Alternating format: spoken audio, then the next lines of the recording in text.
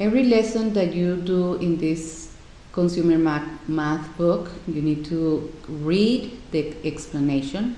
What is hourly pay and what is straight time pay?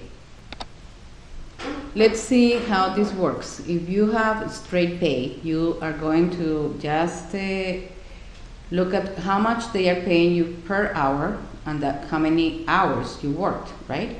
So just multiply 40 times 8.40 and that will give you 336. This week, that person worked 39 and a half hours, the same pay, so you multiply and you get 331. So straight pay is just how many hours you worked and how much they are paying you per.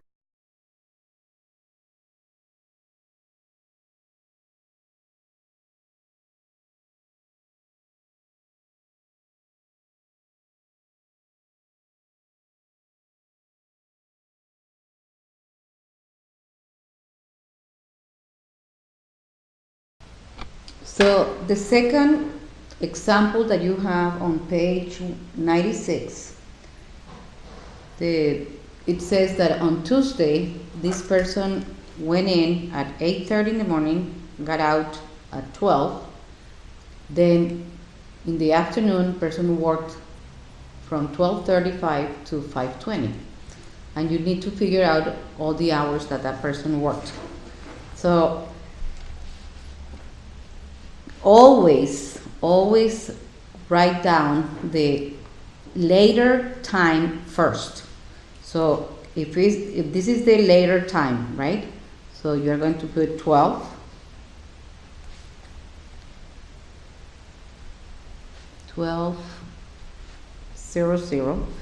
and you're going to take away 8:30. See? Okay, so what I see here is that I cannot take away 30 minutes from 0 minutes, right? So what you have to do is borrow 1 hour from here, and 1 hour has how many minutes? 60 minutes, right? So those 60 minutes, you're going to add them to the 0. 60 plus 0 is 60, right? Okay, so now we have a doable situation here. So 0, 6 minus 3 is 3, and 11 minus 8 is 3. So in the morning, that person worked 3.5 hours. In the afternoon, we have, what is the later hour? 5:20 is later than 12:35 noon, right? So you write that the 5:20 first. 5:20 minus 12:35. And again, we have a situation here that you cannot take away 5 from 0 or 3 from 2, so you have to borrow 1 hour again from this one, right? So this, however, I cannot take away 12 from 5. So any hour in the afternoon is the same as in the military time. Instead of saying 1 p.m., you say the 13th hour. So that means that they are adding 12. So 5:20 plus 12 is 17:20. See? So this is 17, is the 17 hour and 20 minutes. 5 in the afternoon is the same as the 17th hour of the day. Okay, so here, again, I cannot take away 3 from that 2, so borrow the 60 minutes, and this one becomes 16, right? Okay, let's rewrite clean. 16 hours, this is 16 hours and 80 minutes, because you remember, you borrow 1 hour, minus 12:35, correct? So this is the same, right? Okay, so now can you subtract? Yes. 5, here is 4, 6 minus 2 is 4, and 0. So the final hours are, the total hours is going to be 3.5 hours plus 4 and 45 minutes, right? So put it together.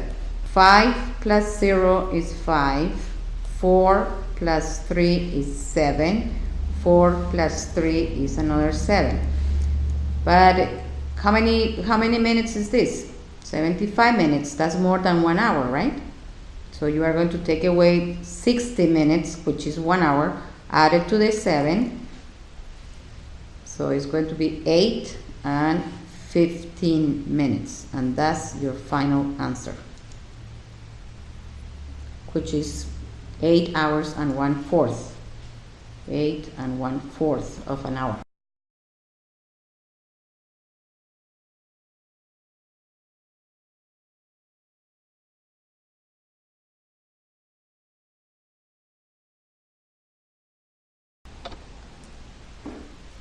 Section 1.7, Graduated Commission. Many times the companies will pay you more percent, the percentage is higher if you sell more. So they have a graduated commission depending how much you are selling. That is a way to motivate you to sell more and to earn more. Let's take a look at this example. Pay attention to the table that they have here. So that means that in the first $1,000 that you sell, you're going to get only 4% commission. If you sell 2,000, you're going to get 6%. If you sell 3,000, you're going to get 8%. So you need to calculate the percentages according to the table, okay? So for the first two, 1,000, 4% is $40. The next 2,000, 6%, 120. Then for anything over 3,000 is going to be, this is the total sales, 9,840, right? So you take away the 3,000 because anything over $3,000 is going to be 8%. So 9,840 minus 3,000 is equal to 6,840, and you do the 8%. Then the final is going to be adding up the three different commissions. Let's take a look at one of the problems in section 1.7, the graduated commission. Number 9. Some commission only if sales exceed a sales quota. The salesperson is rewarded only for having sales beyond an expected amount.